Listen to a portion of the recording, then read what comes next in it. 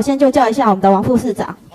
是副市长，关于今天的一个大地震哦，很多民众都有跟我们反映说没有收到所谓国家的警报器的一个通知啦哈。那其实我不知道是漏掉我们桃园市呢，还是其他县市也有这样一个状况。我想这个国家的警报级的一个警报是非常重要，也算是一种保命的一个警报嘛哈。所以也请副市长这边能够向中央来提起哦，一定要把这个系统全面做好健全啦哈。那另外我也想要请教一下，至于这种警报的一个系统，地方政府是否也有做类似加强版的一个系统呢？也就是说，万一像中央它没有通报的时候，但是呢，我们地方政府依旧也有发这一种警报呢？如果说中央有发，但是我们地方也可以加强再来发报的话，也是一个安全保障。对于我们地方政府是否有这样的一个通报系统？我们了解一下，就是讯息的来源哈。那当然最好是也不需要重复投资啦啊。但是我想了解一下，如果有地方我们可以来加强的话，我们会来研究。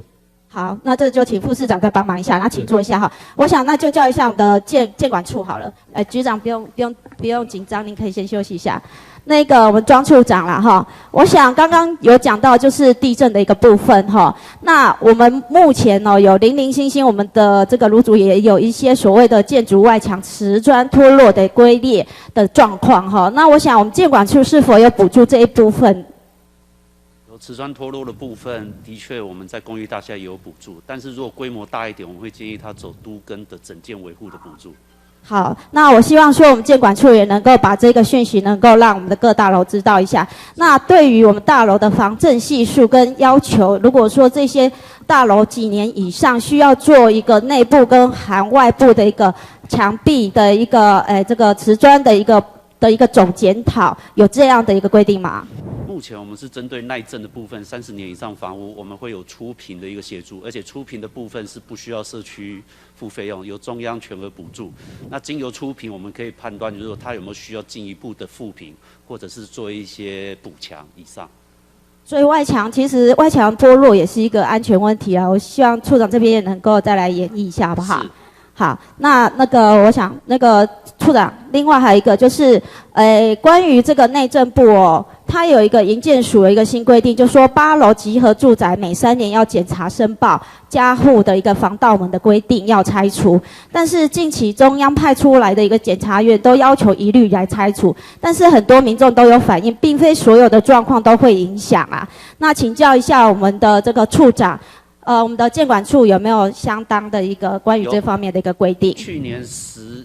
月的时候就已经针对这个部分，把全部的公安那个申报机构，还有我们建筑师工会到我们处里面开一个会，不是每一个防盗门都要拆，我们会检讨说它完全的开启之后会不会影响逃生。然后还有没有影响消防设备的功能？好，那我想处长你们也有规范的，对不对？好，因为时间关系，可以把这个规范也给予各大楼嘛，或给我们服务处一个资料。好，那如果有民众来询问，我们就有办法跟他们回复哈。好，那请坐后。那接下来就是局长啦，局长，我想上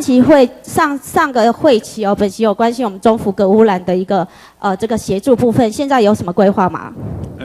其实这一块的范围一直是在我们那个中立工业区扩大可能会碰触到的地方啦，所以这个部分当然后续我们会跟我们的经发局大家来讨论，后续针对那个就是中立工业区扩大的部分有没有要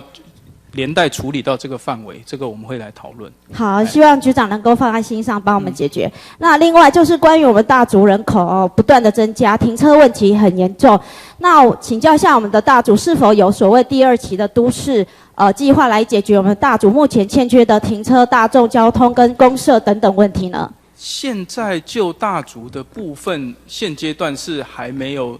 相关的新的整体开发区的计划啦。那不过现在目前在执行的是通检，所以可能就通检的这一块，如果有什么公共设施的需求，可能我们就一并纳入来讨论看看。